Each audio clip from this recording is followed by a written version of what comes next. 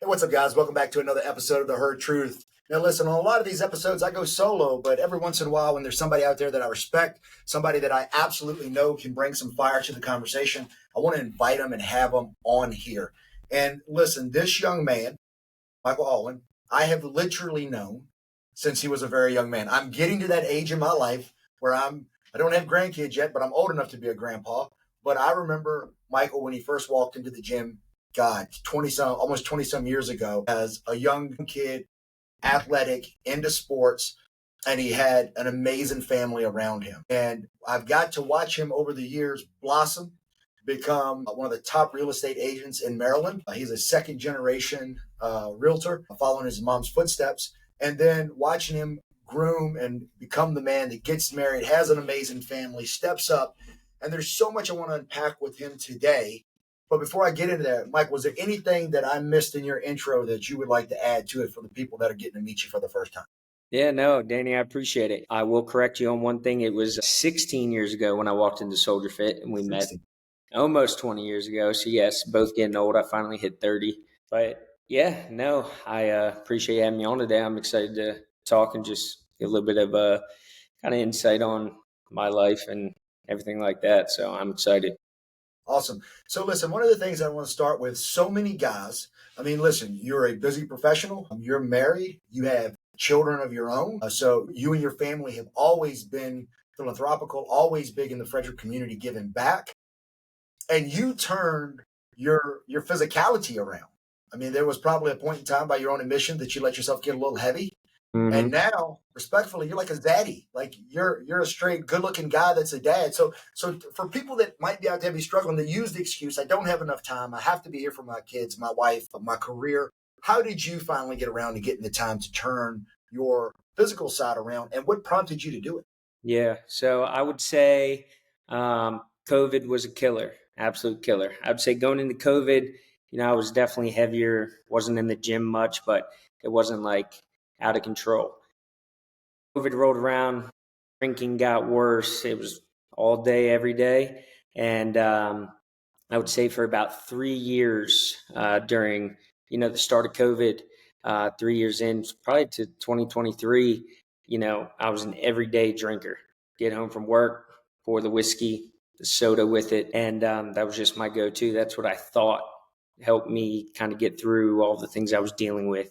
Work stress, family stress, being a dad, husband. And I think that when my wife was 6 months pregnant with our third daughter, that was probably my worst drinking. And, I just decided that, a lot of my wife's help, finally breaking down and be like, I got to change. Like, this is not sustainable. I can't do this anymore. And at that time, I was 260 pounds, and can't tell because I'm sitting, but I'm only 5'8", 5'8.5".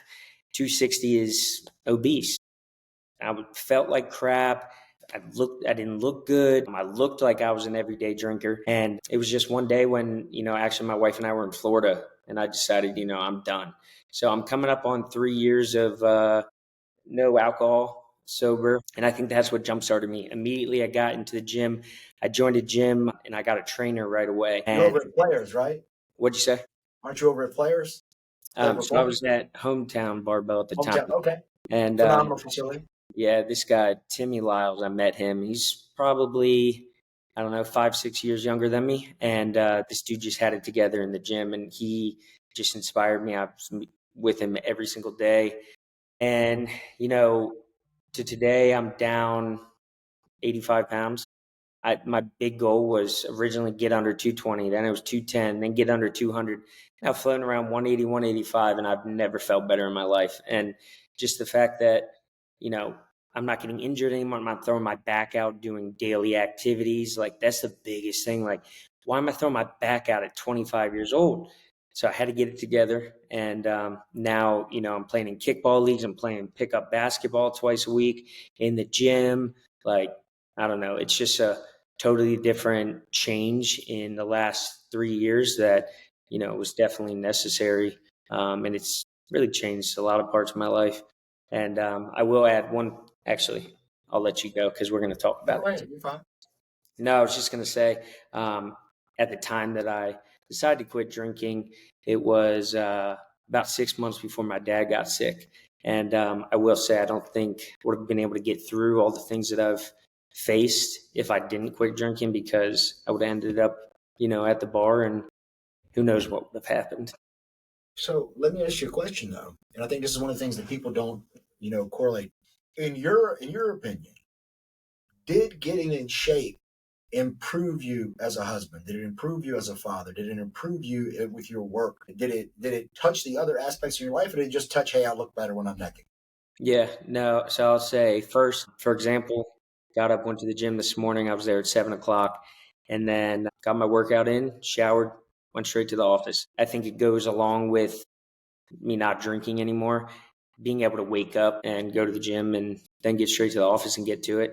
I would say your motivation when you walk out of that gym and it's still early in the morning and you still have the whole day ahead of you is just huge. I haven't gotten quite to the, work out at 5 a.m. and then get to the office, but, still morning, I think it just changes your whole day. Like, I'm motivated as soon as I get into the office, ready to get work done. As far as father and husband, again, I think it goes back to not drinking anymore, because I would wake up in the morning pissed off because I felt like dog shit because I drank the night before. And that was every day. And you can't be a husband and father in a shitty mood every single day. Like, it's miserable. Like, the littlest things get to you. And I will say, you know, I like things the way I like them. I grew up with a dad who, he told me what I needed to do. And, it was his way or the highway a lot of times. But I think that shaped me a lot into being a better husband and dad. And I think that if you can wake up and not be in a bad mood, that changes your whole day. I went through years of waking up in a shitty mood, and it's just not the way to live. And I think I've learned that if I don't go to the gym and I'm not working out, like, that really affects me in other areas, like my irritability, and like, I gotta have that to get things out.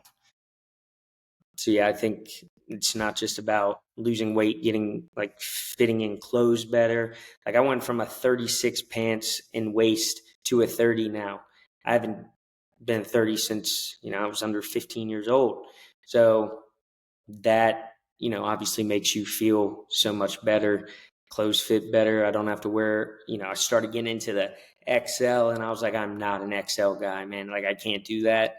Gotta figure this out. So it definitely changes all aspects of your life to get healthier. It just makes you feel. That, I mean, you talk about drinking. Like, I know that you guys travel. You like to do a lot. You like to be very involved with your children and your family. I see that being mirrored from your father. But if you're at the beach and you look and feel like shit, you almost have to drink so Mm-hmm. that you can get in a decent mood. Because otherwise, you're just in your own head, subconsciously. Did you experience any of that? Oh, heck yeah. I mean, the beat. So I'll back up a little bit. One thing I've reflected on and I've realized recently in the last few years is myself and a lot of people I know around me and just people I see, they revolve their life around drinking. So I'm only going to go to an event if there's beer or if there's a liquor stand. I'm only going to go to the beach as long as I got a cooler packed with liquor and energy drinks and whatever. And I think I definitely made, like, I loved the beach. I loved beach bars. I loved being on the beach and having a cooler and a Yeti cup full of, whiskey or vodka or whatever. And I realized how much I revolved my life around, all right, I got to make sure I have that alcohol there, because yes, I want to take my shirt off when I was that big. Like, it's not comfortable. So yes, I got to drink to feel better. And to the point where, all right, I'm drunk now. I don't care. I'll take my shirt off. And didn't realize it until years later. Like, that's so I will say last couple of years, being able to go to the beach with my kids, my wife, and being comfortable enough to walk out there, take my shirt off and go have fun with the kids and not worry about it is just, it's something, it's hard to describe, but it just makes you feel so much better. So, one last thing I want to touch on the drinking, because I do, I'm obviously not in the real estate space, but I've seen things at the real estate spaces, and there tends to be in many ways, I mean, you guys do it because you're genuine. So, but in many ways, I feel like as a real estate agent, like, or if you're in real estate at all, whether you're a lender, any of that, like, there's a deep sense of commitment that you have to have to the community. Mm-hmm. And so that community stuff means, hey, we're going to go to fundraisers, we're going to go to happy hours, we're going to put on these events, we're going to sponsor these events. And in almost all of those scenarios, there's alcohol. Mm-hmm. Do you think that any of the pressure of being at all these events, and again, like it's a social thing, I got a drink in my hand, do you think that that led to you picking up some of the drinking? And also, did you feel any type of guilt when you were stopping drinking about, now I'm at these events and people expecting I don't want to be the party pooper? And if you did, how did you address all that in your own life? Yeah. No, I don't think it had to do with anyone else or anything. I will say I blame my 21st birthday in Vegas on why I love drinking. Um, but now, I mean, you're right. Whether it's real estate or other things in the community, I think it's a fact. Everybody knows alcohol is involved in pretty much everything. There are a lot of real estate happy hours, events, even charity events. I mean, I do a ton of charity golf events every single year. The amount of free alcohol is insane. Yeah. And I used to, love that. But I think it's been hard for me. I like to stay kind of out of it. It's like I'm not going to push on anyone else about not drinking or anything like that. I'm going to do me. You do you if you want to drink. I don't.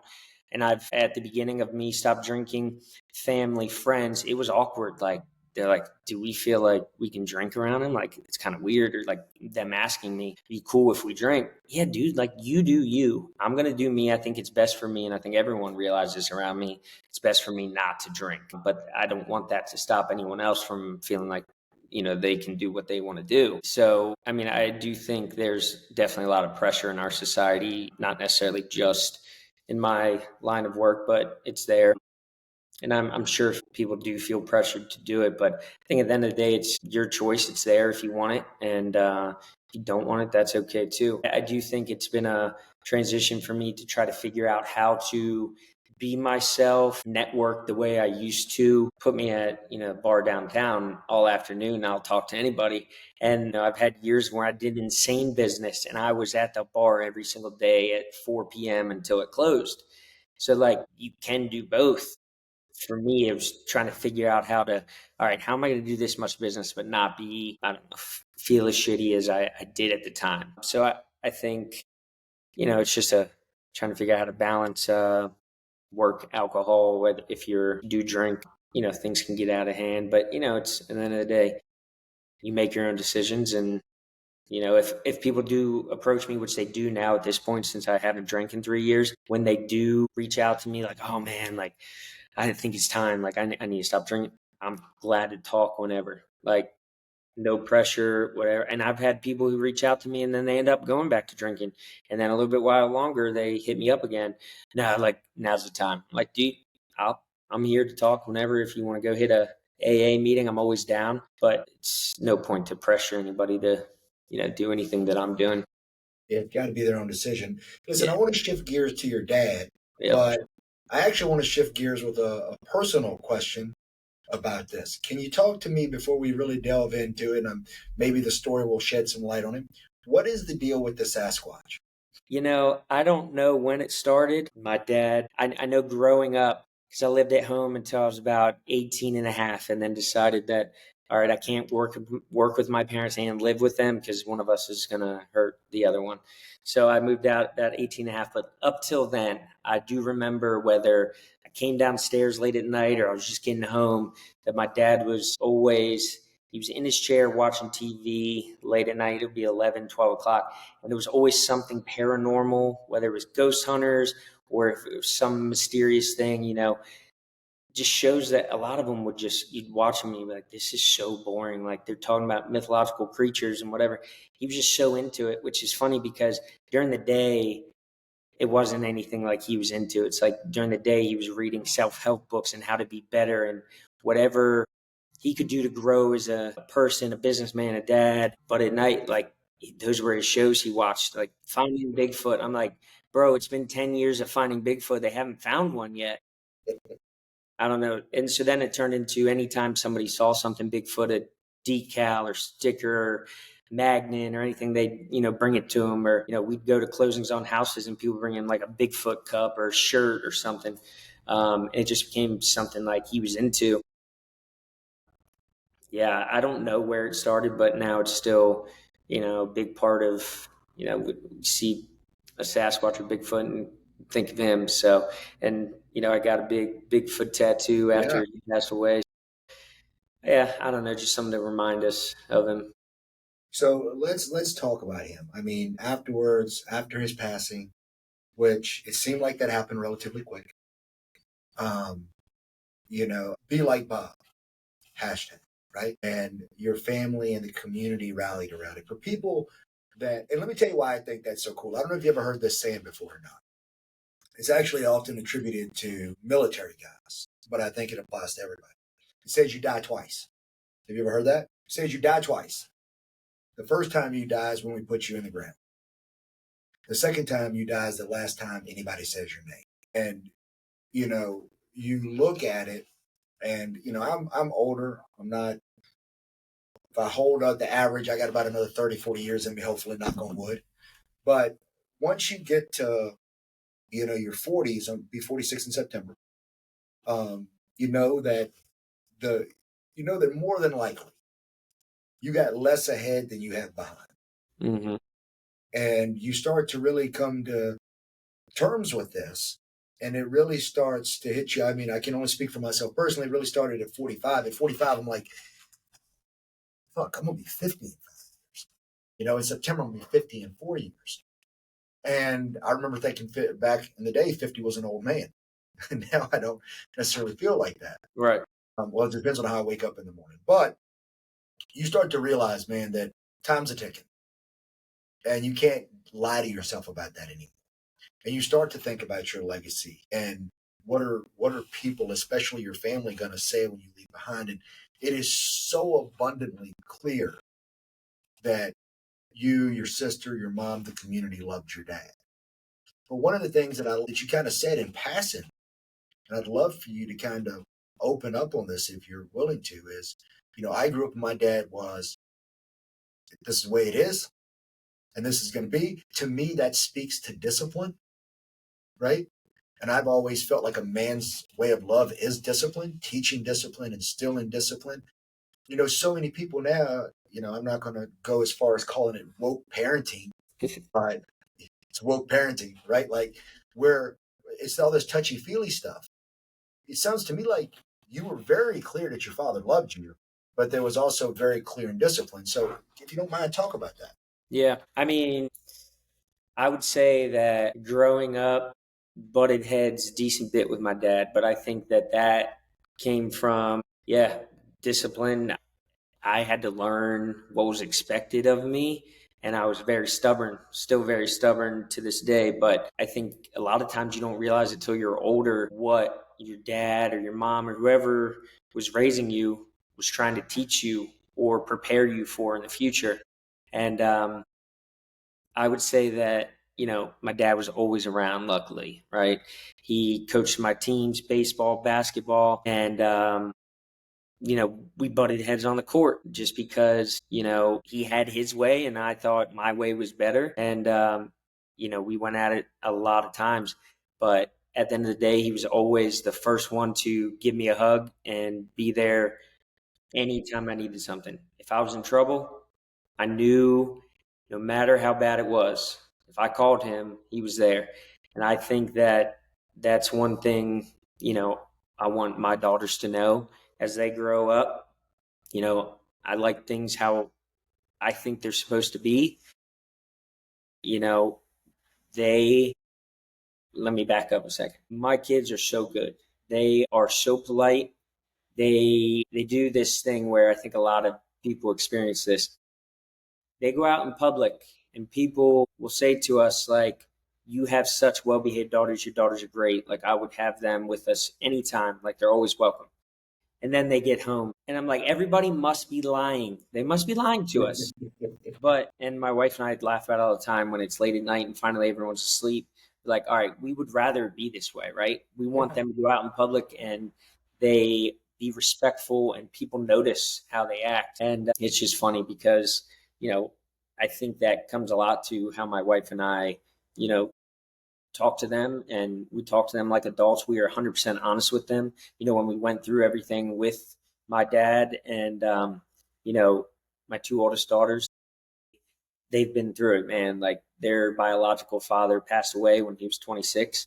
And so they were 2 and 3 years old and they lost their dad. And then, my dad was a huge part of their lives. Like they absolutely loved him. And to lose him after their biological father in such a short time, like they're 10 and 11, they've just been through it. But they are some of the toughest kids that I've ever met. And I think that we're teaching them how to be independent, strong women, especially in this world that we live in is so difficult right now. And it's only going to get harder. And, they're going into middle school and then they're going to go into high school, and just trying to teach them how to, survive out there.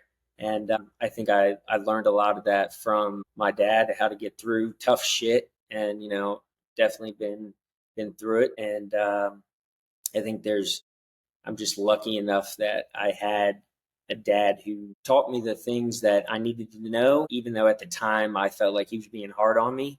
But I mean, I'm thankful that, he Do you taught me that. remember? Do you remember when you first had that realization?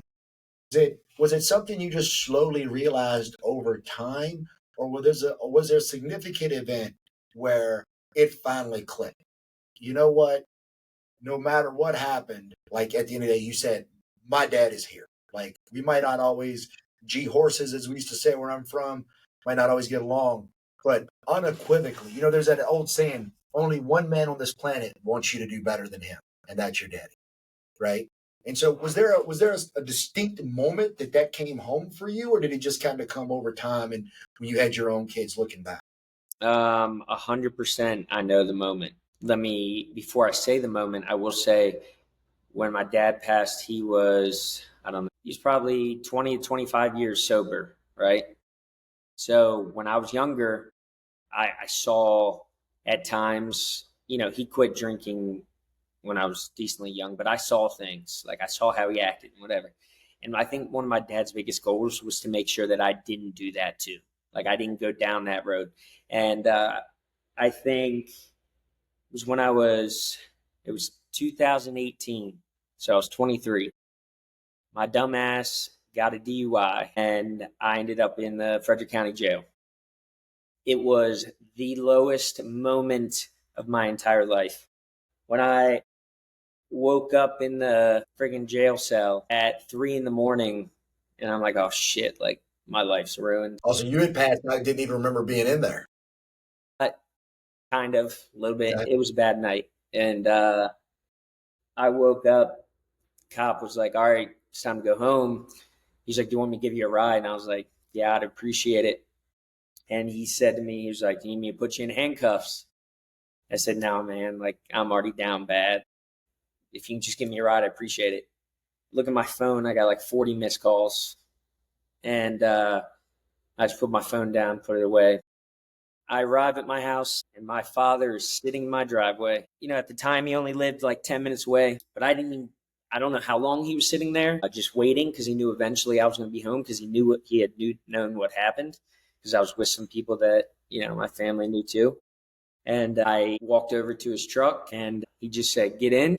And I got in the front seat. And man, that was one of my lowest moments I think I've ever felt. Like, he's just going to rip me a new one. Like, he's told me so many times, get my shit together so this doesn't happen.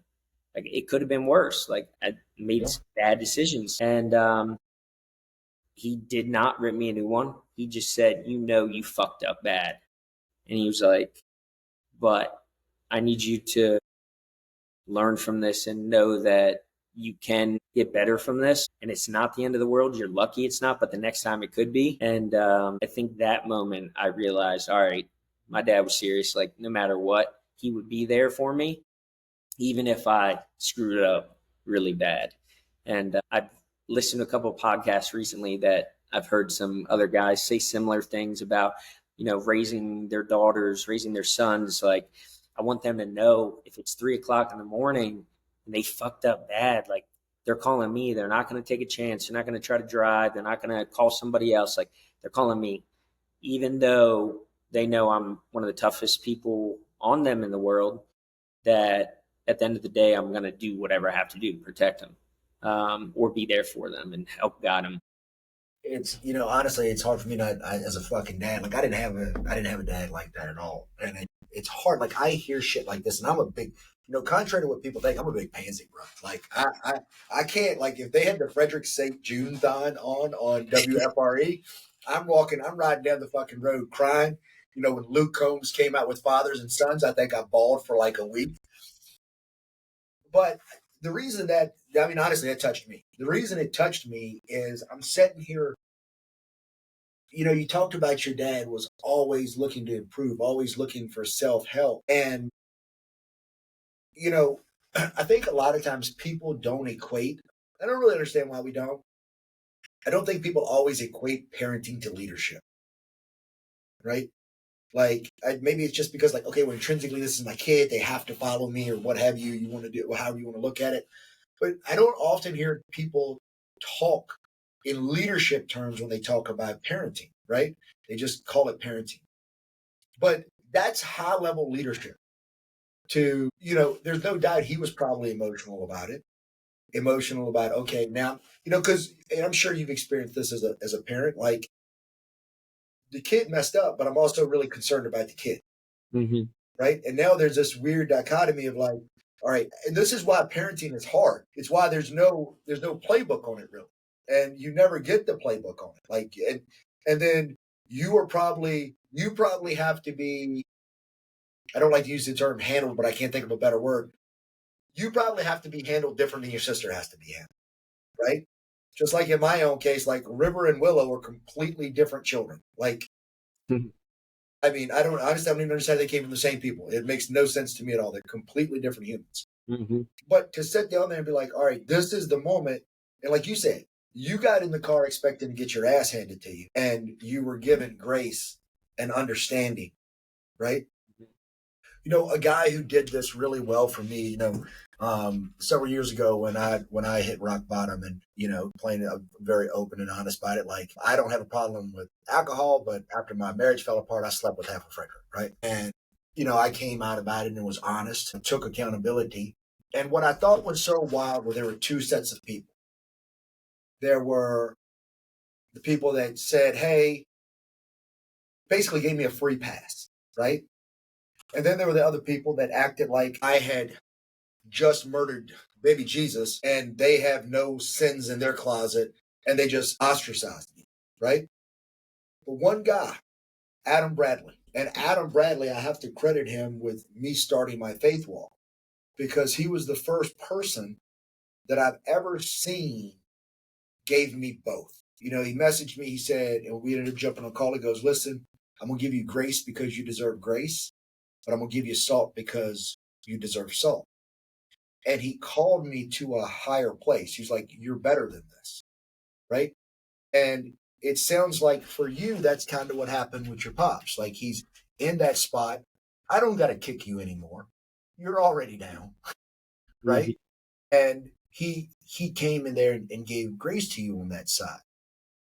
One of the things that I also wanted to talk to you about is you had a good relationship with your father, right? A great relationship, it seems. And nobody ever talks about the pressure that comes from having a great relationship. Did you ever feel like an innate pressure that I had to be successful or I had to do well because the relationship you had with him? Sorry, you cut out for a second. Can you say that again? Yeah. Did you ever have, nobody ever talks about the positive relationships and the pressure that comes from them. Did you ever have a struggle at all with feeling like I've got to do well because my dad is awesome and I do have a great relationship with him?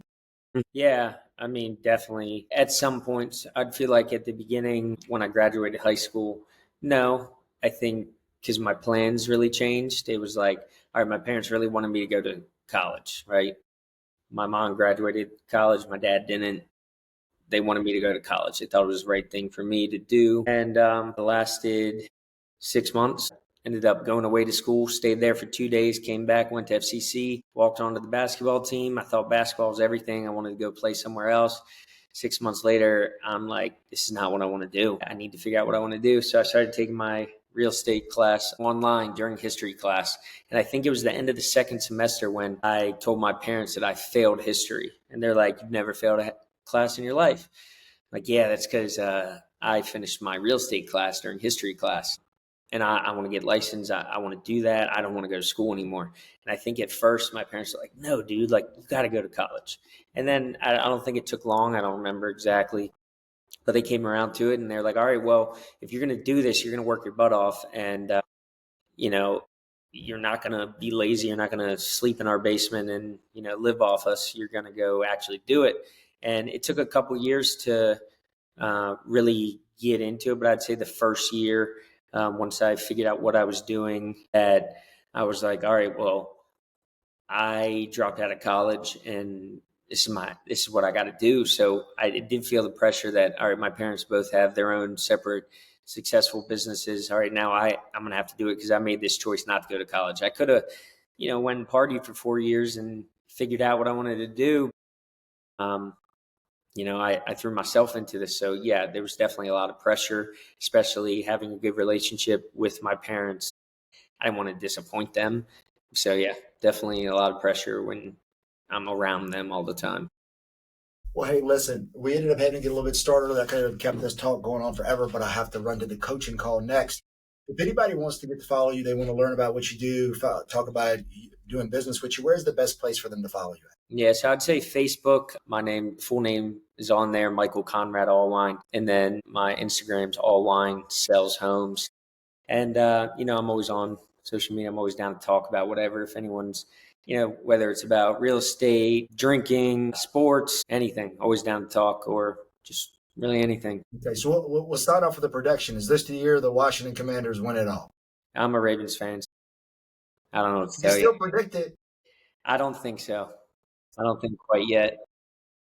All right, man. Hey, I appreciate you, Michael. As always, man, keep doing it. Say hi to the folks back home, and I'll talk to you soon, brother. Thanks. Appreciate it.